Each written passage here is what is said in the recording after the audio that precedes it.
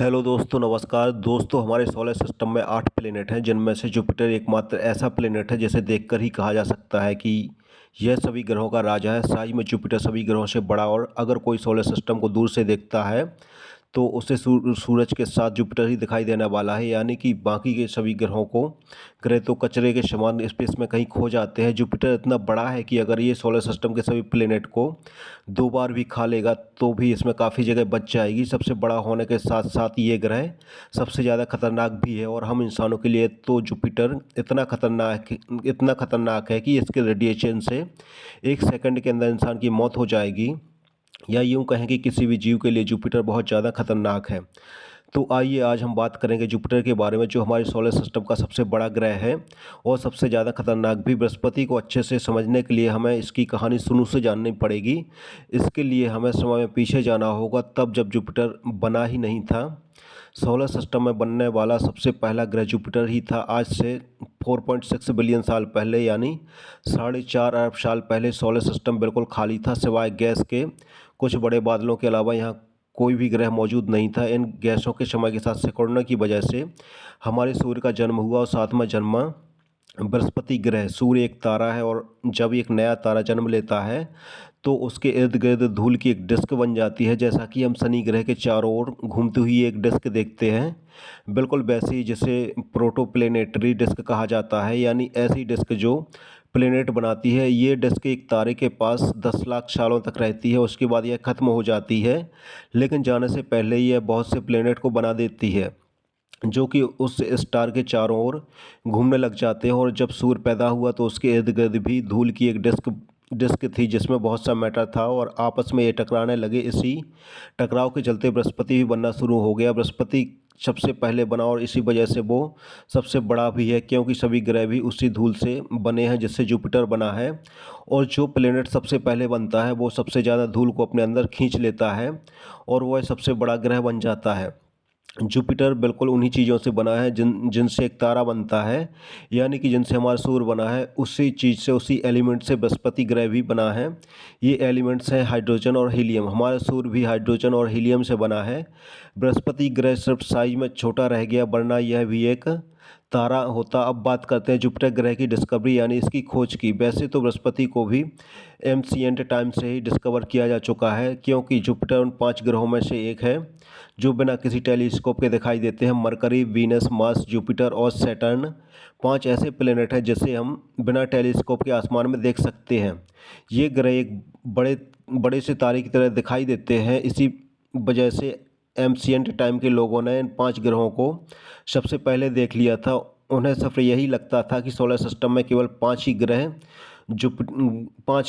Jupiter को सबसे पहले गैलीलियो ने देखा था, जिन्होंने 1610 में एक छोटी सी टेलीस्कोप से बृहस्पति ग्रह को देखा था। उसके साथ ही गैलीलियो ने जुपिटर के 4 बड़े चांद भी देख लिए थे। ये सब देखकर गैलीलियो काफ़ी हैरान हो गए थे, क्योंकि उन्होंने सबसे पहले ये जान लिया था कि पृथ्वी के अलावा भी किसी और ग्रह पर उसके चांद हो सकते हैं, उनमें उनके मून्स हो सकते हैं। गैलीलियो ने जुपिटर के 4 मून्स गैनीमीड, आयो, यूरोपा और कैलिस्टो को देखा था। जुपिटर को तो हमने जान लिया, लेकिन एक सवाल जो सबके मन में कभी ना कभी जरूर आया होगा, जुपिटर जरूरी क्यों है? बृहस्पति ग्रह की हमें ज़रूरत क्या है? क्या जुपिटर के ना होने से हमें कोई फ़र्क पड़ता है? अगर जुपिटर आज नहीं होता तो पृथ्वी पर भी कोई जीवन नहीं होता, क्योंकि बृहस्पति पृथ्वी के लिए एक शील्ड की तरह काम करता है। यानी जो एस्टेरॉयड हमारी पृथ्वी पर गिरने वाले होते हैं, उनको जुपिटर अपनी हाई ग्रेविटी की वजह से या तो दूर फेंक देता है, या फिर उनको अपनी ओर खींच लेता है। अगर जुपिटर आज ना होता तो पृथ्वी के आसपास के 3 प्लेनेट पर आज एस्टेरॉयड की बारिश हो रही होती। यानी कि जुपिटर अपने आगे के 4 प्लेनेट को एस्टेरॉयड से प्रोटेक्ट करता है। अब आपको ये लग रहा होगा कि आखिर इतने सारे एस्टेरॉयड आते कहाँ से हैं? तो इनमें से ज़्यादातर एस्टेरॉयड तो एस्टेरॉयड बेल्ट से आते हैं, जो कि मंगल और बृहस्पति पर मौजूद है।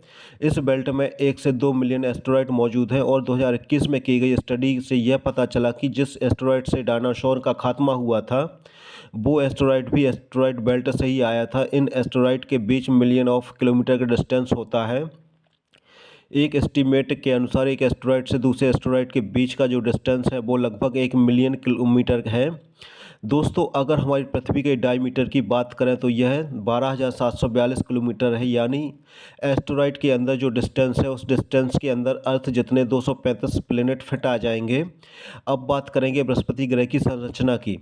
जुपिटर हमारे सोलर सिस्टम में 5वें नंबर का प्लेनेट है जो सूरज से 5.2 एस्ट्रोनॉमिकल यूनिट की दूरी पर है। ये एक एस्ट्रोनॉमिकल यूनिट वह दूरी होती है जो पृथ्वी और सूर्य के बीच की दूरी है, यानी कि इसकी दूरी हमारी पृथ्वी के मुकाबले 5 गुना ज़्यादा है।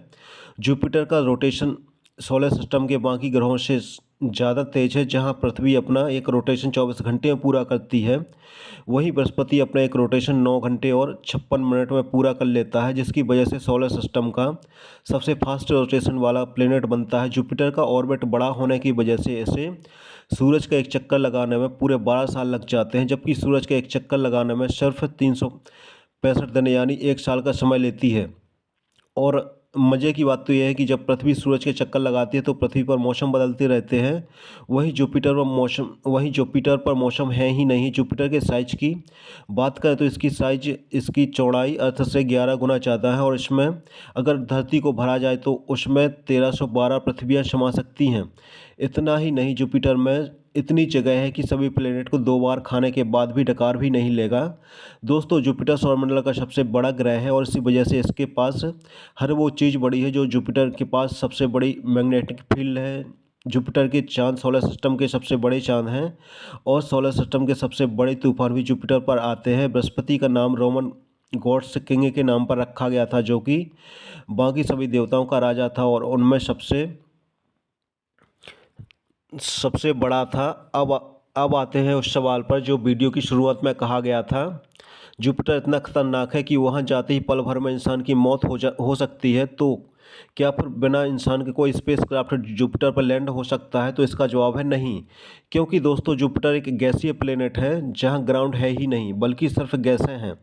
आपको पता होना चाहिए कि सोलर सिस्टम में 4 रॉकी प्लेनेट हैं और 4 गैसीय प्लेनेट हैं। सोलर सिस्टम के पहले 4 प्लेनेट पर लैंड होने के लिए सरफेस मौजूद है, जबकि आखिरी 4 प्लेनेट पर लैंड करने के लिए कोई प्रॉपर सरफेस है ही नहीं।